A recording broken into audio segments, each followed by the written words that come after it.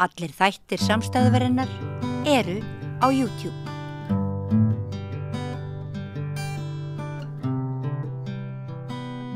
Komið sæl og velkomin að Rauðaborðinu. Ég heiti María Lilja og hjá mér er Jón Sigurðsson, lögmaður og formaður í samtaka talsmanna flóttafólks. Vertu velkomin. Takk fyrir. Þú ert hér komin til þess að segja ykkur frá ákveðnu máli og svona, þú ert náttúrulega vinnur í þessum málaflokki flóttafólks og við höfum rætt áður hér að það svona ákveðin alda brottvísana í gangi núna. Það reyndar bárust fréttir bara núna rétt í þessu að dómsmálaráðherra.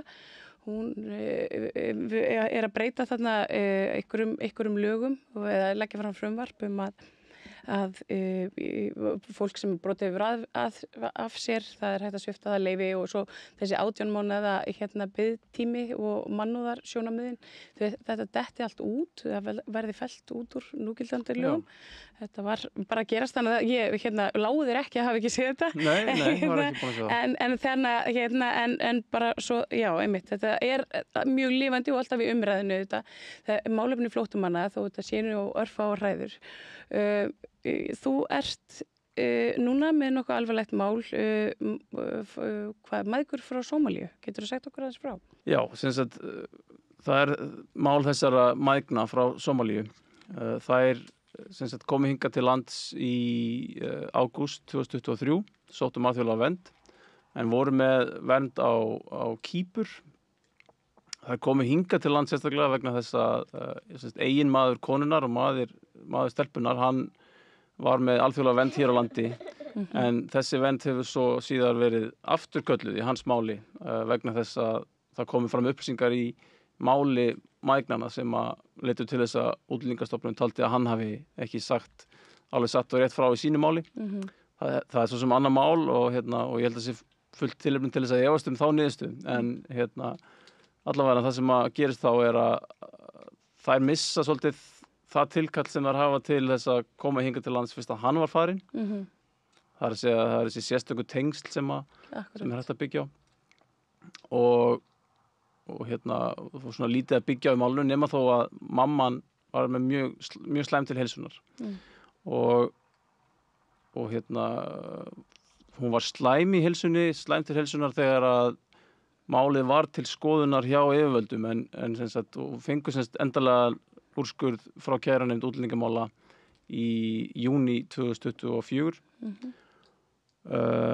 Hins vegar eftir að það á sér stað þá hefur henni versnað mjög mikið til heilsunar og hún hefur þróast mál þannig að hún núna þarf að notast við hjólastól, bara almennt mjög lasin og þarf að fá mikla aðstoð við daglegt líf. Og það hefur fallið svolítið að herra stelpunar sem ekki orðin 17 ára gömul, fædd árið 2008. Og á grundvelli þess að pabbinn væri farinn frá landi og ég gleymdi að taka fram að hann fór ekki til Kýpur, heldur fór hann aftur til Afríku, fór til Eþíópíu og þannig að hann ekki til staðar í Kýpur. Og kannski bara farin úr þeirra lífi. Já, allavega eins og staðan og reyndar, þær hafa ekkert náð í hann í nokkuð tíma og hann reyndar, það er nú önnur saga, en hann lenti svo í einhverjum stríðsátökum þar og var fyrir skoti og þannig að það bara alls óljós hvort þessi maður sé á lífi. Þetta er svo rosalegt og alltaf þegar maður talar þessi mál og ég held og ég vona að svona flesti gerir sér grein fyrir það að það eru manneskjur með svo svakalega sögu þarna á bakvið að þetta eru þetta bara ekki bara eitthvað svona númer á blaði, heldur eru þetta einstaklingar sem að eru raunverulega að koma úr mjög erfiðum aðstæðum. Alveg skelfilegum aðstæðum, já. En þær eru með vernd í Kýpur. Pabbinn hér á landi, hann fer svo brottvísað í rauninni. Já, það fer enda sjálfviljur, en hefði verið brottvísað. Já, og núna týndur einhvers staðar í Afríku. Þær eru tvær eftir. Stúlkan 17 ára og mamman í hjólastól og hvernig og þær fá þá endalega synjun, en hvernig svo staða þeirra núna? Hvernig? Já, sem sagt, þetta gerist þær fá synjun í júní 2024 og svo gerist þeir vel ekkert í málinu þeirra en sem sagt, þá fá þær stutt tækifæri til þess að fara sjálfviljugar heim sem þær kjósa að gera ekki og þeim það raunverulega bara ómögulegt sko. Og þá komin í málið þeirra svona framkvæmdarhæf ákvörðun synjun og en hins vegar gerist ekkert, lögreglan hefur aldrei samband, þetta var í júní og svo núna komin apríl og þá allt í einu haft samband við þær í tengslum við framkvæmd brottvísunar, þá á að fara að senda þær til Kýpur og aðstæður í Kýpur, bara svo það sé tekið fram að þær eru svona með skelfilegra móti, flóttamannamálin eru í miklum ólestri í Kýpur og flóttamannabúðirnar þar eru alveg svona hafa verið ámyndar af alþjóðasamfélaginu og alveg oft og ítrekkað bara fyrir slæmar aðstæður. Já, akkurat og svona eitt af verri löndunum sem að falla undir þetta Evrópusamstarf og auðvitað það þannig að það erfitt fyrir hvert sem að komast með málið sitt í svokallaða efnismeðferð þegar þau eru með vernd og það vel að búið að gera nánast ómögulegt núna en þegar það komið þá var ekki búið að breyta lögunum. Ég sem sagt var svo bara með það er bara nýlega búin að leita til mín og ég sem sagt verið með það í ferli að reyna að leggja fram endurtekna umsókn fyrir þær sem hefur verið lögð fram. Það spurning hvort að það sé á seint hins vegar því að nú bara búið að koma heim til þeirra og færa þær í svona eitthvað millibilsúrræði, það búið að birta þeim ákvörðunum að það megi ekki hverfa frá því úrræði og stendur til að framkvæma brottvísun bara í nótt. Í nótt og það liggur fyrir nú þetta kona sem í hjólastól og hún einhvern veginn upp á dóttur sína svolítið komin og hennar aðstóð bara við athafnir daglegs lífs. Já. Ég og stúlku á sama aldri, fædda 2008 og þetta eru börn. Þetta bara barn. Já. Þetta bara barn sem að hefur einmitt svona bara séð foreldri sitt í langa tíma. Já.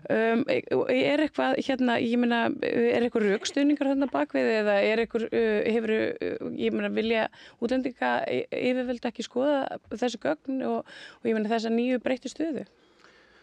Ég get sagt það að ég lagði fram bæði beiðnir til ríkislögreglustjóra og svo til útlendingastofnunar og kærunefndar útlendingamála og ég hef ekki fengið svar ennþá frá kærunefndinni né heldur frá ríkislögreglustjóra. Útlendingastofnun þegar búin að synja, þau halda ég fram að það sé svona ekkit sem bendir til þess að það séu nægilega breyttar aðstæður til þess að það myndi ekki bara vera komist að sömu ákvörðun ef málið skoðað aftur. Ég held að Útlendingastofnun hafi ekki mikla forsendur til þess að komast svona fljótt að þeirri niðurstöðu en það þeirra mat. Þetta er auðvitað skelfileg staða. Veistu, nærðu einhverju sambandi við þær? Veistu hvernig þeim líður akkurat núna þar sem þær eru? Já, þeim líður bara alveg ömurlega sko. Ég búin að vera í sambandi við stelpuna. Það eins með lögmannssamskipti og annað sko, hún algjör milliliður, það hún sem leitaði til mín og það hún sem einhvern veginn að reyna að berjast sko, mamman bara hreinlega ekki í stöðu til þess að gera mikið sjálf og og þetta er ákveðið brota og barnasáttmálum hlýtur að vera að setja barn í þessa erfiðu stöðu að þurfa að sinna svona fullorðinsmálum. Það má alveg færa rök fyrir því að hér sé alls konar brot að ræða og til dæmis var ekkert tillit tekið til þessarar sérstöðu þessa barni og að sinna móður sinni með svona miklum hætti þegar komist var að þessari niðurstöðu á sín tíma. En þetta hlutverk hefur líka aukist hjá henni síðan þá. Þetta var í júní og það hefur mikið gerst síðan þá. Hún hefur versnað mikið og allt þetta sem við erum búin að tala hefur raunverulega gerst síðan þá. Að pappinn fari og það liggi fyrir að hann sé ekki til staðar á Kýpur til þess aðstoða þær sem var eina forsendum niðurstöðu kærunefndarinnar að hann væri þar og hefði rétt til dvalar og geti þó aðstoðað þær við daglegt líf á Kýpur. Hvernig kemst Útlendingastofnunin að þeirri niðurstöðu að hann sé á Kýpur? Að hann sé á Kýpur? Já. Já, sko, Nei, hún kemst ekki beint á þeirri niðurstöðu. Hún segir hann hafi dvalarrétt á Kýpur. Hann hins vegar í Afríku. Það liggur alveg fyrir. Því er ekki haldið fram að hann sé ekki á Kýpur, heldur að hann bara hafi rétt til að vera þar. Þannig að það megi þá bara vísa þeim þangað því að hann geti þá bara einhvern veginn komið sér þangað, sem er svona áhugaverð nálgun, sko. Og reyndar bara eins og ég nefndi áðan, hans mál allt saman er mjög flókið og því er haldið fram að hann sé með vernd á Kýpur. Hins vegar eru ósannfærandi gögn það og gögn liggja fyrir í hans máli frá Flóttamannastofnun Sameinuðu þjóðanna sem gefa til kynna að það sé ýmislegt svona óupplýst í tengslu við hans mál á Kýpur og það er mál sem mig langaði nú alltaf að taka lengra en hann kaus sjálfur að fara eftir að hafa fengið svona endurteknar synjanir og afturkallanir, þá gafst hann bara upp og fór. Hann hafði samt aldrei alveg mál sem hefði getað mögulega að fara lengra fyrir dómstólinn. Og nú er hann mögulega dáinn. Já, við vitum ekkit hver staðan hans er í dag. Þetta er ótrúlegt. En þegar það er alltaf verið að tala um að auka skilvirkni og lagakerfið en það verðist alltaf vera samt sem áður þrengdur ramminn og kerfið gert flóknar og erfiðara með hverri lagabreytingunni. Ég velti fyrir mér hvernig þegar það kom upp svona sér aðstæður sem að einhvern veginn falla svolítið utan allra ramma er engin nauð heimill eða eitthvað svona sem að getur bara aðstoða fólk í þannig stöðu? Það er takmarkað sem hægt er að gera. Kerfið hefur verið gert þannig að það er rosalega erfitt að fá niðurstöðum snúið eftir það liggur fyrir endaleg niðurstaða hjá kærunefndinni. Það er engar svona tryggingar fyrir því, engin svona nauðheimill raun og veru. Maður getur lagt fram beiðnir eins og ég hef gert í þessu máli að málum sé frestað en það er algjörlega happa glappa hversu hratt er brugðist við því. Stundum er bara ekkert brugðist við því og eins getur maður leitað til Mannréttindadómstóls Evrópu og óskað eftir svona man ekki eins og hvað heitir á íslensku, það heitir interim measures á ensku, sem er svona það sem að dómstóllinn getur stigið hratt inn í og stöðvað eitthvað. Það til dæmis bara er eitthvað úrræði sem bara kemur ekki til grein í þessu máli af því að þetta er að gera svo hratt. Já, þetta gerist einmitt bara svona fyrirvaralaust. Þetta gerist bara í dag, eftir hádegi í dag og þeim verður bara brottið svo í nótt.